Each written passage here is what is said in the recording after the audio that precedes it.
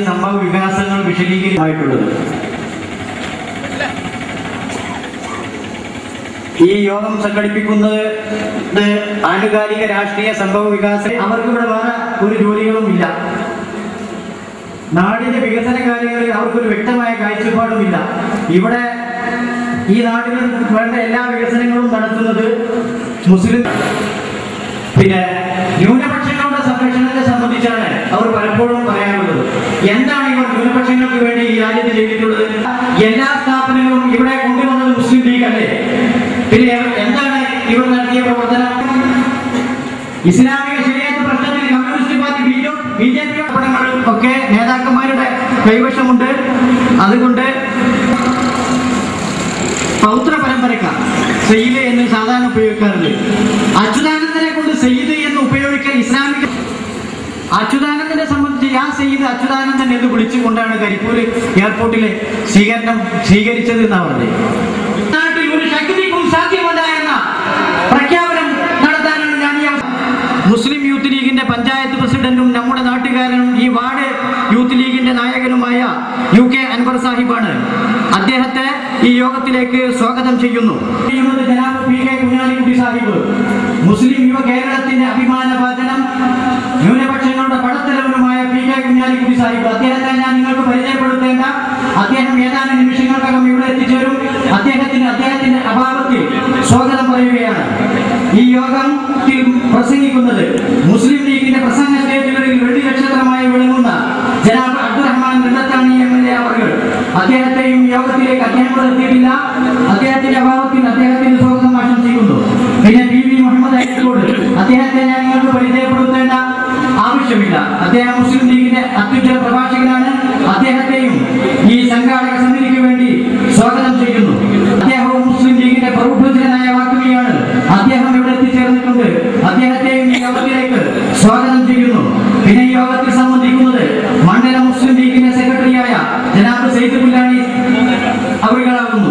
അദ്ദേഹത്തിന് ഈ യോഗത്തിലേക്ക് സ്വാഗതം ചെയ്യുന്നു. മുസ്ലിം ലീഗിന്റെ ഒതുക്കുങ്ങൽ പഞ്ചായത്ത് പ്രസിഡന്റാണ് അദ്ദേഹം ഏതാനും നിമിഷങ്ങൾക്കകം ഇവിടെ എത്തിച്ചേരും. അദ്ദേഹത്തിന്റെ അഭാവത്തിൽ സ്വാഗതം ചെയ്യുന്നു. ഔപചാരികമായ ഉദ്ഘാടന കർമ്മം നിർവഹിക്കുന്നത് മുസ്ലിം ലീഗിന്റെ സംസ്ഥാന ജനറൽ സെക്രട്ടറി ബഹുമാനായ കുഞ്ഞാലിക്കുട്ടി സാഹിബാണ്. അദ്ദേഹം ഏതാനും നിമിഷങ്ങൾക്കകം ഇവിടെ എത്തിച്ചേരുമെന്ന് അറിയിച്ചിട്ടുണ്ട്. അതിനു മുമ്പായിട്ട് മുസ്ലിം ലീഗ് നേതാവും ഉജ്ജ്വല വാഗ്മിയുമായ PV മുഹമ്മദ് അരീക്കോട് സാഹിബിനെ ആദരപൂർവ്വം ക്ഷണിക്കുന്നു.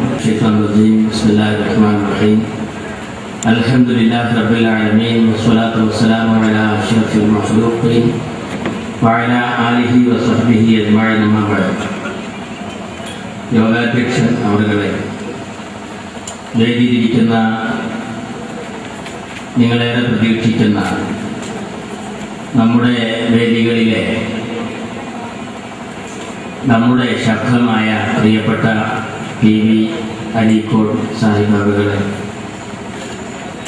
ഉൾപ്പെടെ വേദിയിലും വേദിക്ക് താഴെയുമായി അണിനിരന്നിട്ടുള്ള നല്ലവരായ സ്നേഹിതന്മാരെ, സുഹൃത്തുക്കളെ, കാരണവന്മാരെ, അസ്സലാമു അലൈക്കും.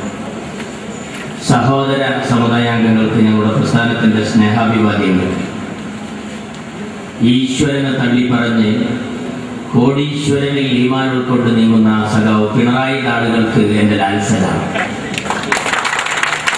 വളരെ മനോഹരമായി ഇവിടെ ഇനി പ്രസംഗിക്കാനുണ്ട്. ഓവർടേക്ക് ചെയ്തതിൽ എനിക്ക് വിഷമമുണ്ട്.